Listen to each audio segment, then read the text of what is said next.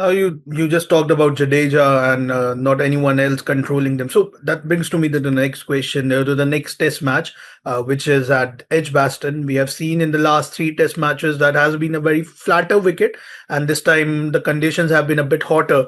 So it's bound to be a more flatter than the usual English conditions that we get. So should India go with another spinner in Kuldeep Yadav alongside Jadeja, dropping Shardul Thakur, because you have taken just 4 overs out of him, like 6, 7 overs out of him in the first innings. Not that great with the bat this time around, like he was in the previous tour. But can like or should drop Jadeja ahead of like picking up Kuldeep ahead of Jadeja. So what should be the combination going at Edgbaston? Well, I think at Edgbaston they could probably play Jadeja. They may want to play another spinner, and they could bring in Kuldeep Yadav because he does spin. And if Shardul Thakur is only going to bowl, eight overs, not really going to bowl much. There's no point in playing.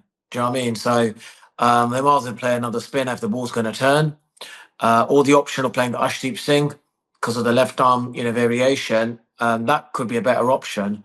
But I just think that if Shardul Thakur's not bowling 15 overs in a day, then you think, well, why is he in the team? There's no use in being in the team, and you're probably right. You could actually go for the X factor spinner and Kuldeep Yadav, which will probably we know that Edgbaston wicket does turn a little bit, so you have that bit of an X factor about it, which I think will be a better option. Like talked about Arshdeep Singh. We have also seen Prasidh Krishna struggling in these conditions. Arshdeep has a fair bit of experience playing for Kent.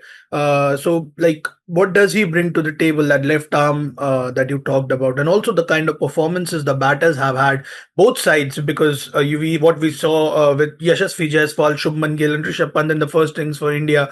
Then we moved on to Oli Pope and Harry Brook for England. So, like the batters have dominated in this game, and last night we saw, last evening, like on the day four, we saw KR Rahul and Rishabh Pant again coming to the party and scoring those big hundreds for India. So, like the batters have dominated. Like what we are seeing through the kind of wickets that we can expect more to be flatter. So can be like Arshdeep be a packet of surprise for England, given that. And also, when we talk about the spin department, England also have one bowler in Shoaib Bashir who has struggled a bit. So, how do you see this setup going forward into the series? Like, it's a very long series. Okay, can't decide out just out of the first test what could be the outcome. But still, what in your analysis, you played a lot. So, what? How do you see this sum up? Yeah, look, I think with Prasidh Krishna, he needs to do more with the ball. So yeah, he took wickets at the back end. That's all great, but the damage was already done. He needs to be taking wickets early on and sort of give India that extra lead of 100 or something like that. So I think Pradeep Krishna needs to do more with the ball. I just don't feel he does enough with the ball. I think it's very much straight up and down. He doesn't swing it. He doesn't seam it. He bowls with a bit of pace and that's not threatening. So I think maybe give him a rest next Test match. Bring in Arshdeep Singh, who's played at Kent, and he's got the left arm variation. He'll probably can bowl round the wicket, over the wicket. There's more angles. He can probably get the ball to swing a lot more. I think so. I just don't think Pradeep Krishna does enough with the ball. So he should be rested for the Edgbaston Test match. Arshdeep Singh comes in, and Shardul Thakur maybe see how he's bowling, and if the wicket's looking, you need to play two spinners. Drop Shardul Thakur and bring in Kuldeep Yadav. And what about you? What do you say about Shoaib Bashir? The first test match, it's pretty early in the series, but the way he was made the bunny, like by Rishabh Pant, we all saw like stepping down the pitch and, hawking him down the ground many a times, but eventually got the wicket. But that was too late, like 75 runs, 74, 75, 76 runs that he had already leaked. So what does he need to do, better? And what can England do to go with, because they don't have any specialist second spinner apart from Bashir. So they have to like bowl Joe Root out for that over. So if India goes with two spinners and the ball turns, so what could be England's, way of defense in Edgbaston? Yeah, look, I think England, they're going to still go heavy with seam. They rely more on seam than spin. So there's Isho Bashir as a guy who can maybe control an end, pick a couple of wickets. They don't see him as the attacking option. They see the fast bowlers as the attacking option compared to India, where they'll probably see someone like Kuldeep and Jadeja as the guys who can win the test match. Shoaib is more of the controlled bowler. And then if you can get the odd wicket here and there, yeah, he's done a good job. He doesn't have that similar role as a spinner like you do with the Indian spinners, where England see the seamers as the attacking option. So for Shoaib Bashir, they may probably go after him, but he'll still play every test match because the simple fact depends how he performs. Because they may replace him. If he doesn't do well in the second test match, then they can see maybe Jack Leach to a better option because of the right-handers and the top order. That could be an option. It depends how Shoaib Bashir comes back from this in at Edgbaston. If he bowls more attacking lines, or is he going to be defensive? So it's up to him really, and he's got to get better at bowling at right-handers. That's going to be the difference, I think. I think he's not very threatening against India's right-handers. Bowls are a bit too straight, and the guys just play him a lot more easier. So there could be an option where they may change that depending on how he bowls at Edgbaston. So yeah, overall speaking, I think at the moment India have got the advantage over Shoaib Bashir. Like coming back to Kuldeep Yadav, you talked about the X factor. You know, when it turns, we all know what Jadeja can do. Just a bit of help, and Jadeja can be lethal. But when it comes to Kuldeep, where what we have seen over the years that he doesn't need any kind of a surface, special surface to turn the ball. But this IPL, what we noticed was the ball wasn't turning that much, but he was bowling well. The lengths were tough, but the ball, which used to turn that a bit fair, but now the turn is gone. That he doesn't have that much of turn he used to have earlier, but he still bowls that difficult line to the batters that will make life difficult for them. So if India has to choose one spinner at Edgbaston, should it be Kuldeep over Jadeja? I think so. I think they need to play Kuldeep because he has more of an X factor. There's something about him. Jadeja bowls too quickly. So I think, yeah, they need to bring in Kuldeep Yadav instead of Jadeja, and he becomes the main attacking option. But I just think India won't go with that because India likes a defensive spinner, and they can then use Kuldeep as because Kuldeep can't defend; he only attacks. So if he goes the distance, then they're in deep trouble. So I think they will probably play two spinners. Jadeja can then be the defensive guy, and then Kuldeep be the attacking guy. Monty Baji, you were there 2012, and this young team now also comes back to England. You were also there in the 2007 series when we last won. So, how do you see this shaping up? A young test skipper in Shubman Gill who has already made a mark with the bat. Now, the vice captain also getting 200s on the trot.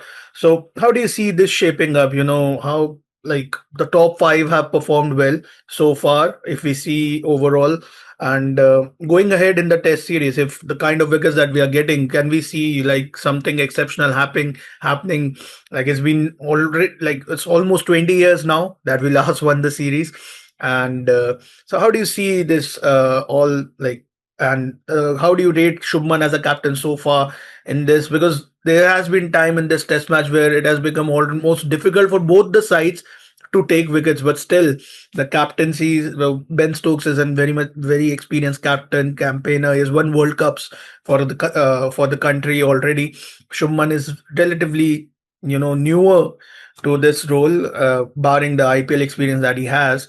But how do you rate it up, like overall Well, he's still ratings very of? new to Test cricket. Like he had the opportunity yesterday to declare at 350 and then bring the guys back in, but he didn't. He let India bat on a little bit longer. So I think he's still quite defensive in the mindset, and it depends who's imposing the ideas. Is Gambhir imposing more of the ideas on Shubnam, or Shubnam holding his own? And that's the thing. Like he needs to, as a well, you can see his batting is better now, but it's only first innings. We got to see how he goes throughout the whole five Test matches. But in the first Test match, yeah, he came out with 100, so it shows that he's taking responsibility, helps him. But when it comes to the big decisions, like do I play Arshdeep Singh? Arshdeep Singh should have been played in this Test match. It should have been Prasidh Krishna. Prasidh Krishna doesn't do enough with the ball. So why is he playing? Pradeep Krishna and Mohammad Siraj are very similar bowlers. That's why they both, went the distance. So if you have Arshdeep Singh in there, then it creates a bit of variation. So why didn't Shubnam Gill be strong enough as a leader and say, I want Arshdeep Singh? So this is the question marks over, when you to select a team and you need a variation in the attack. If you play Bumrah and Pradeep Krishna together, they're same bowlers. This is where Shubnam Gill needs to be a bit more stronger as a leader and say, I need to play Arshdeep Singh. Arshdeep Singh needs to be playing second test match because of the left arm variation. Pradeep Krishna doesn't do enough with the ball, and Subnam Gill needs to realise that. But we'll find out in the second test match whatever team he selects. That's how that's how he's going to be judged. Does he get the team to select, or is he being just given, this is a team we want to go with? So he needs to be a bit more stronger in, this is the 11 I want. One last question. It's now a proven fact. One of the greatest fast bowlers this era has seen, Jasprit Bumrah. Given the fact that it's already been mentioned that he'll be playing 3 out of the 5 Test matches by the BCCI chief selector. So, like, how should India use him? Like, should be like they should go all in with him. Like the Test matches are like picked and choose, like picked and chosen that you are going to bowl in these particular Test matches where we need you the most, and and then should like India go like full on, and ask him to bowl like a number of overs, like 40 odd overs in the day, or like 80 odd overs in the Test match if needed. So, like, should India like persist with Bumrah in those Test matches, give him that extra load, and use him full out, or should India like be saving Bumrah for one additional Test match if like he bowls 60 overs less in 3 matches, like if he's targeting 180 overs and he bowls 120 only in the 3 Test matches, and like he saves up for one more Test match. So should it be the plan after the first game, because he's already picked up 5 wickets, he's another fifer to his name, he's already proven why he's the match winner for India. So how should like India go with Jasprit Bumrah? Well, I think his first spell is the key thing. When he bowls that first spell with a new ball, that sets the benchmark every Test match. He needs to be picking up 2 to 3 wickets in that first spell. Simple as that. If he picks 2, 3 wickets every Test match, India will always be on the front seat. Now, if he doesn't do that, then you have to manage the workload. Then you think, right, when shall we bring him in? Whenever he comes on to bowl, he needs to pick up at least 2 wickets every spell, right? And I think that's the way they've got to look at it. Not how many overs he bowls, the impact he has to get the wicket. He's going to be the wicket-taking bowler. So he needs to pick up 2 to 3 wickets every time he comes on to bowl. Only attacking options, not to defend. He's always there to attack. He's the attacking bowler. He's the guy who is going to blow the team away. That's how he needs to be used.